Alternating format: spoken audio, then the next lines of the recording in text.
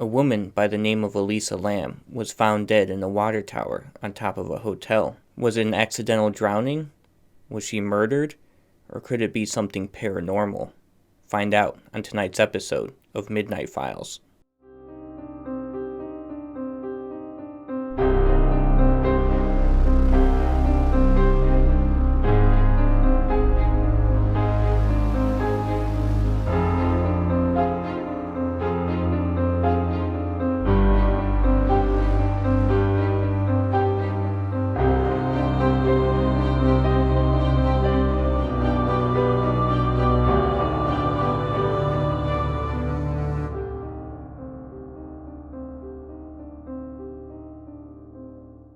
Elisa Lam was a 21-year-old Canadian college student who was traveling the west coast of America to escape her studies.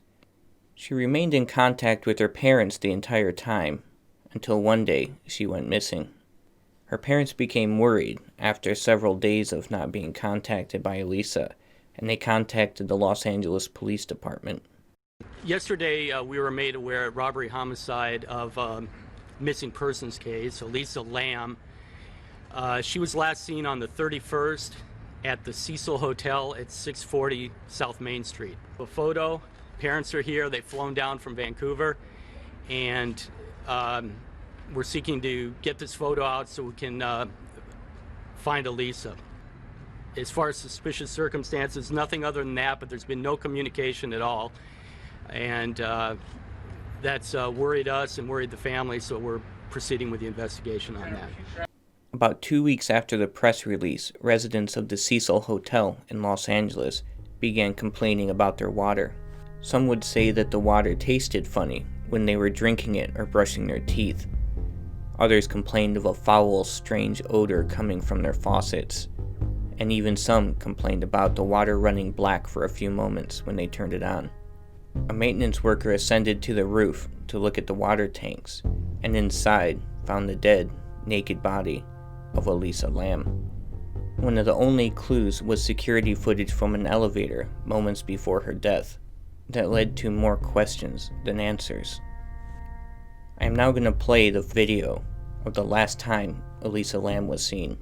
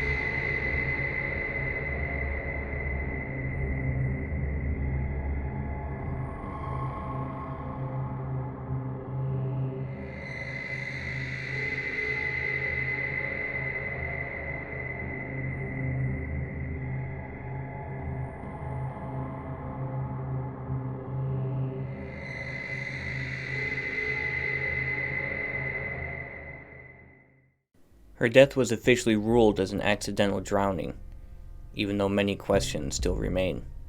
For starters, who was she talking to on the elevator? Why wasn't the elevator working? The primary suspect was Santiago Lopez, the maintenance worker. They believed he could be the only one, as he was the only one that had a key to the roof. The only access to the roof was from the top floor, up a flight of stairs behind a locked, alarmed door. Santiago was later cleared of any involvement, as he had an airtight alibi. One of the reasons that people think she was murdered because she was speaking to someone outside the elevator. The other reason is that the water tank door was closed behind her, and many believed that the 120-pound Elisa Lam wouldn't have the strength to lift it up, sneak in, and close it behind her. When the people at the hotel were questioned, they all reported that she was only seen alone. And the autopsy report showed no signs of illegal drugs or alcohol in her system, or any signs of foul play. However, the autopsy reports did show she was taking bipolar medication, as well as some antidepressants. But this does not explain away all the other strange events, like how she even got into the roof in the first place. Elisa was Korean, and strangely enough, there is a game, or some say a ritual, that originated in Korea, called the elevator game. Although I don't recommend playing this game, I'll explain how it's done, and what to expect. In order to play the game, you'll need a few things. Yourself, a public building with at least 10 floors, and an elevator. In order to start, you need to enter the elevator alone. Press the 4th floor button and wait till you arrive.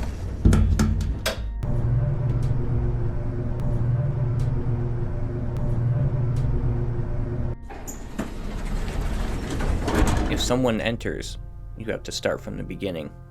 Then press the 2nd floor.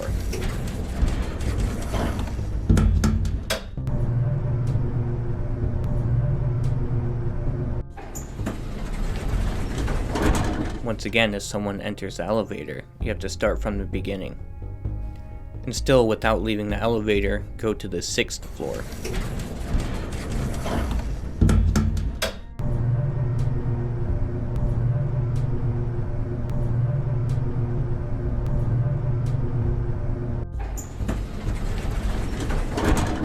If someone enters, once again, you need to start from the beginning.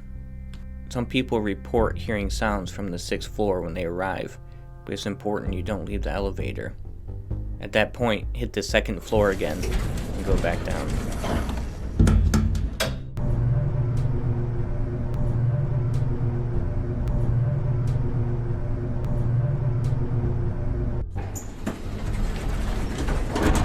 When you get to the 2nd floor, once again, if anyone enters, you have to start over. Now you're going to go up to the 10th floor.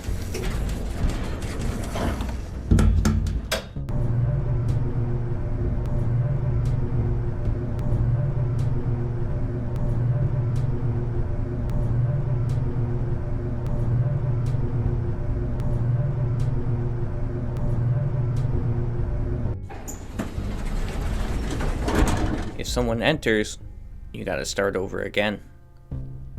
Then press the 5th floor.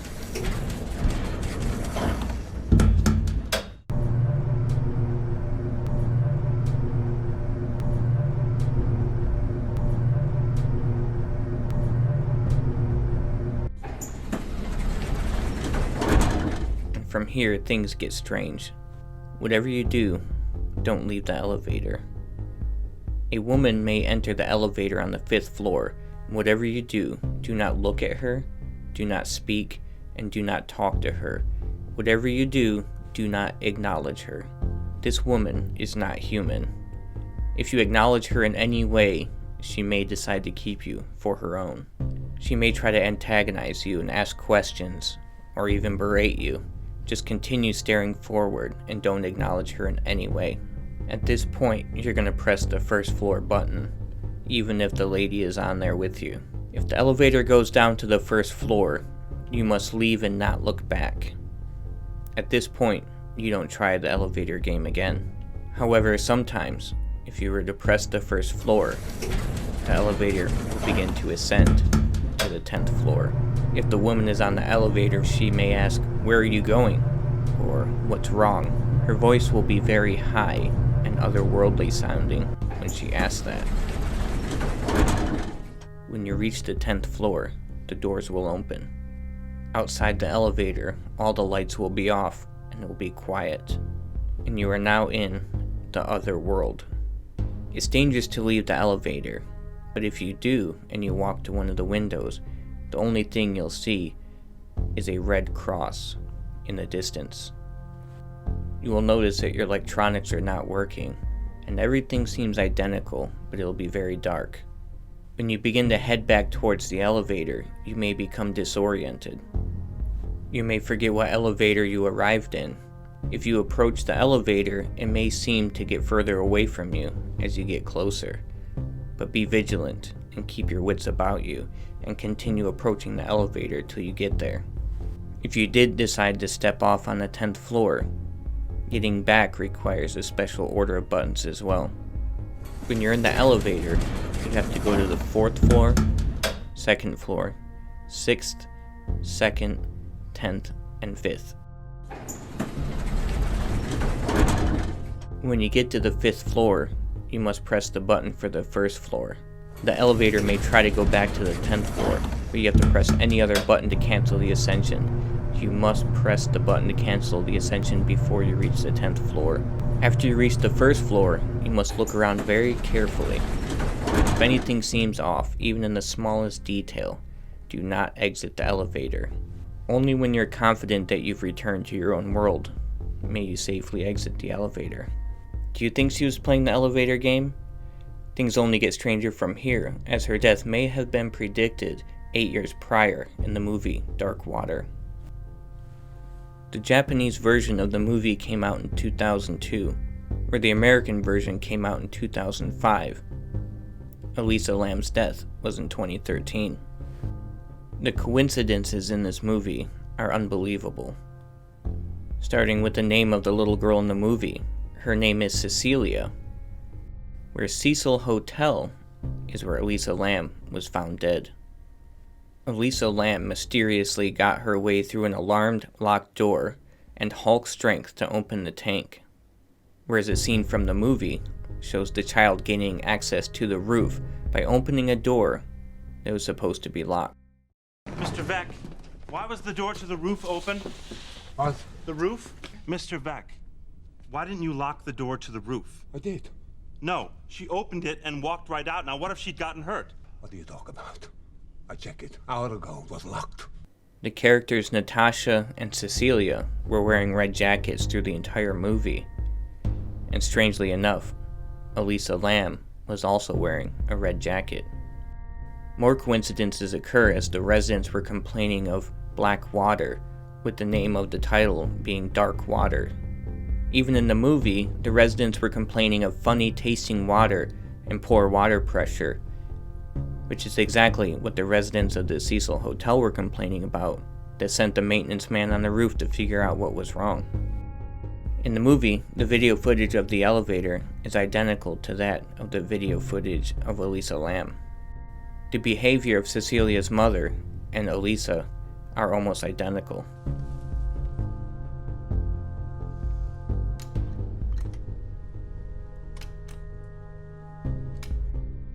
When I watched the movie, I genuinely thought it was inspired by Elisa Lam, only to find out that it predates her death.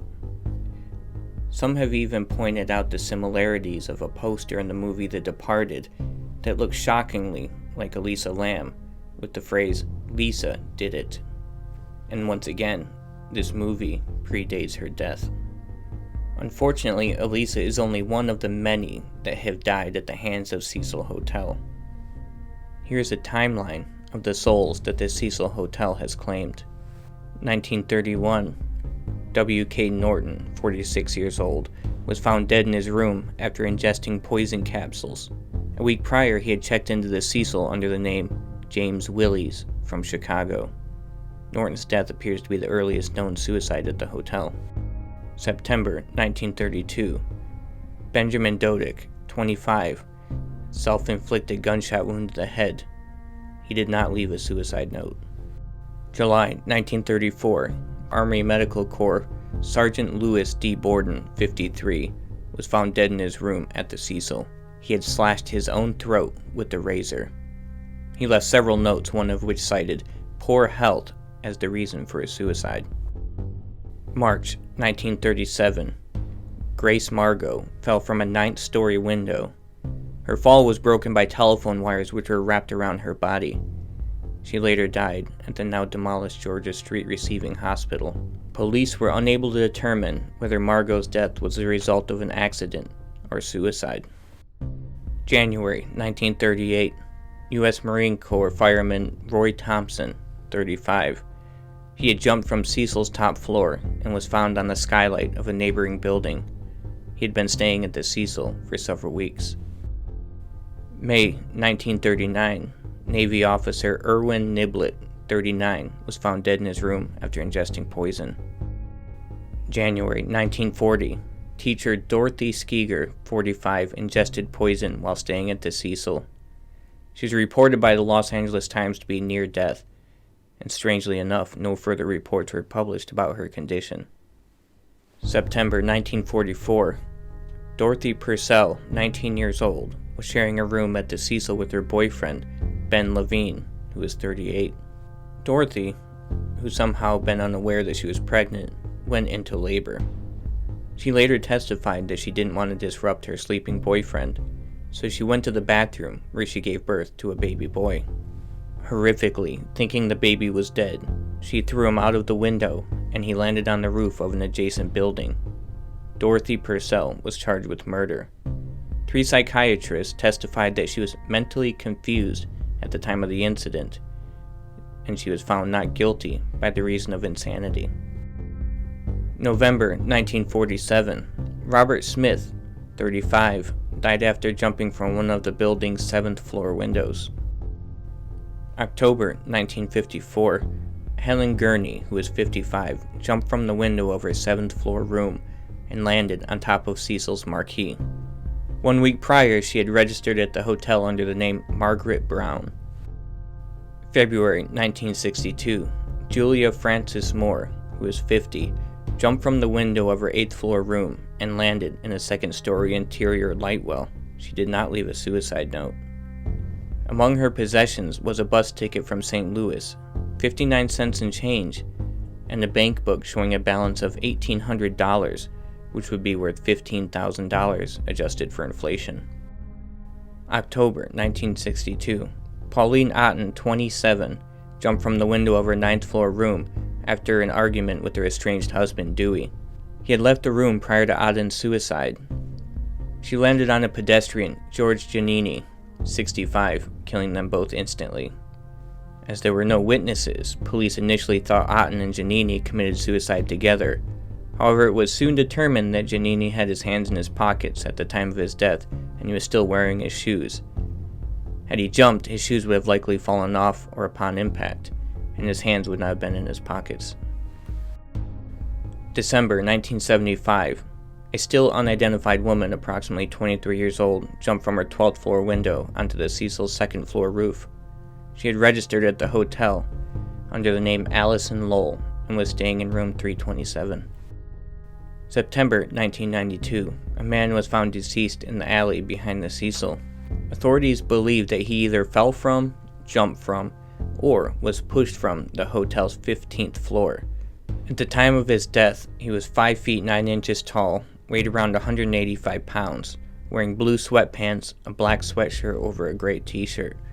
He was about 20 to 32 years old, and his true identity has never been established. February 2013, the naked body of Elisa Lam was found inside the water supply on the hotel roof.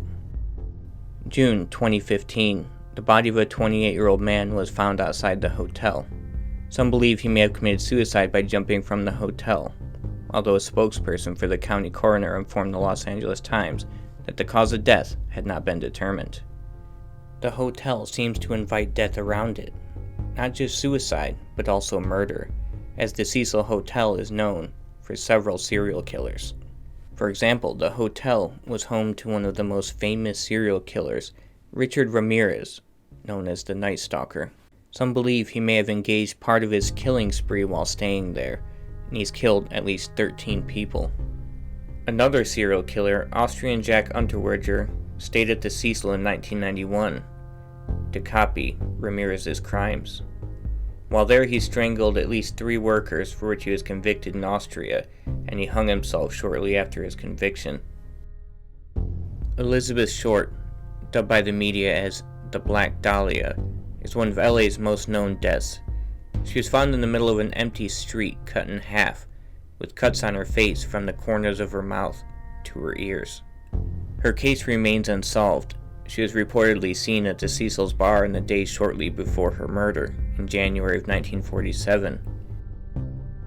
The deaths at the Cecil Hotel also involved plagues. Right around the time of the investigation of Elisa Lam's murder, a tuberculosis outbreak had occurred. And the strangest part is, the name of the test to identify tuberculosis was the Lam-Elisa test, which was invented and named 4 years prior to her death. With all the death, murder, and suicide around Cecil Hotel, could Elisa Lam have just been caught up in the evil that surrounds the building? Was she also murdered or have an accidental death like those before her? Or because of her medications, did she have a mental break and commit suicide? Or could it be that something paranormal, something evil, took a hold of her that influenced her demise? Let me know in the comments below. Don't forget to like and subscribe. Until next time, this is Midnight Files.